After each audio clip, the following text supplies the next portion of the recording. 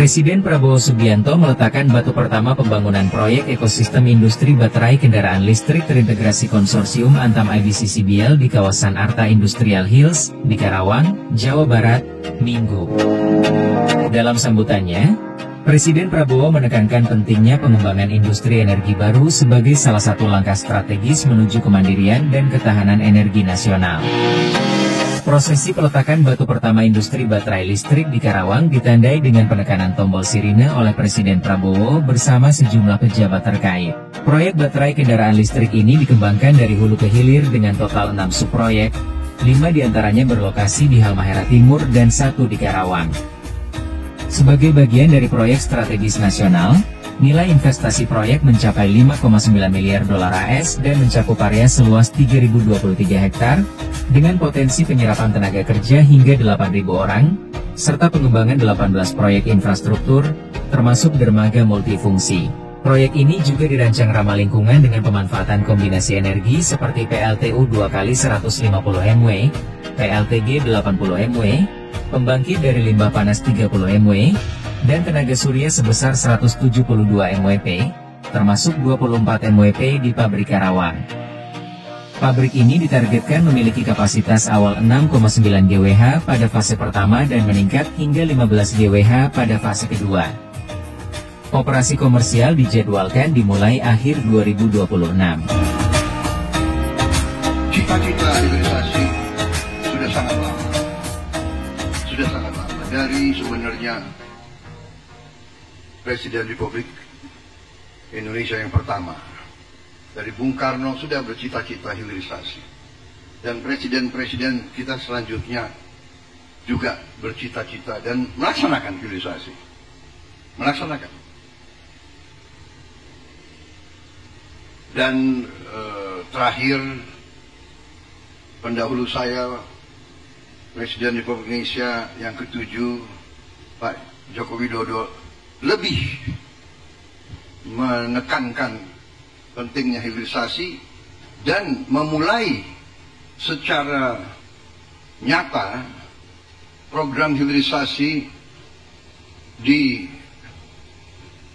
era sekarang, di era abad ke-21 ini. Tadi disampaikan oleh Menteri ESDM sebagai Ketua Satgas Hilirisasi yang saya tunjuk, bahwa program ini, proyek ini mulai 4 tahun yang lalu. Dengan demikian kita lihat peran daripada Presiden Joko Widodo. Saya selalu mengungkapkan ini karena saya ingin mengajak seluruh masyarakat, seluruh bangsa kita ini untuk selalu menghormati pendahulu, selalu menghormati mereka-mereka yang berjasa. Hanya dengan kita mengerti bahwa sejarah suatu bangsa adalah sejarah yang panjang. Pembangunan bangsa adalah perjalanan yang sangat panjang. Bisa dikatakan long march. Tiap negara punya long march.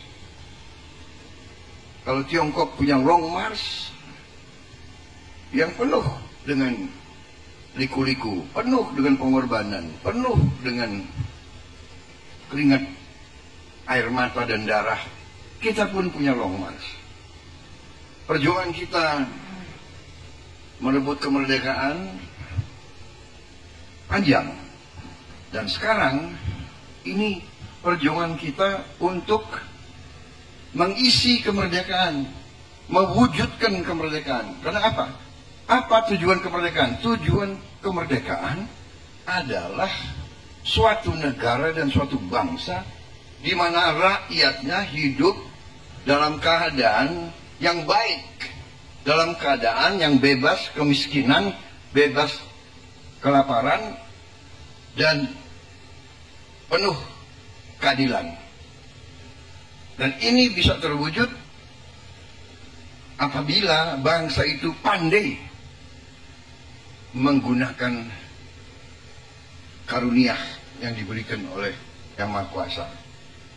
Kita mengerti Kita bersyukur, luar biasa keberuntungan bangsa kita.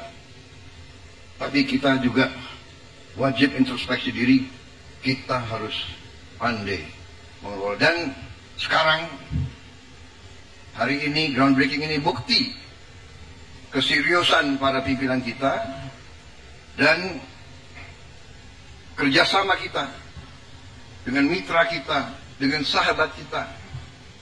Kita bermitra dengan kawan-kawan kita, saudara-saudara kita dari Tiongkok.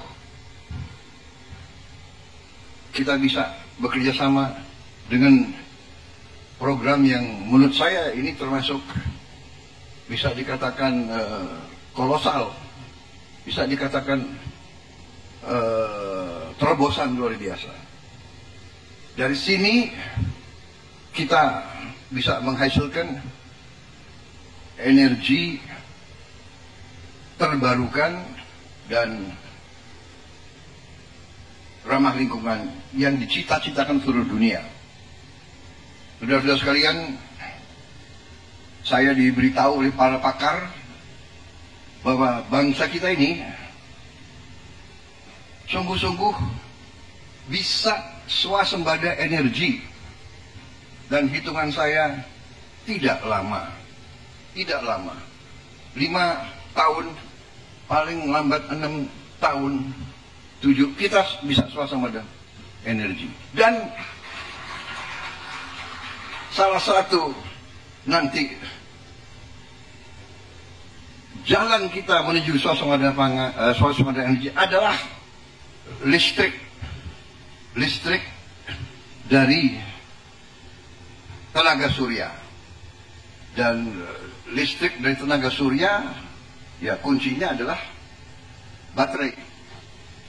Dan hari ini kita saksikan, hari ini tadi laporannya menghasilkan 15 gigawatt. Kita butuh, kalau tidak salah para pakar laporan ke saya, untuk benar-benar mandiri kita perlu mungkin 100 gigawatt.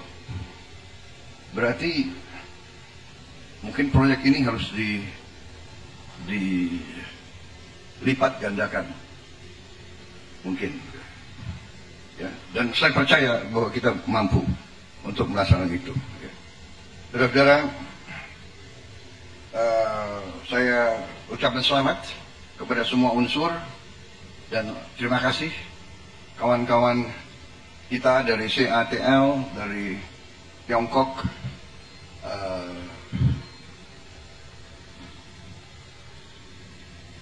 Kerjasama ini saya kira adalah sangat penting dan menguntungkan semua pihak di tengah dunia penuh konflik, kawasan kita penuh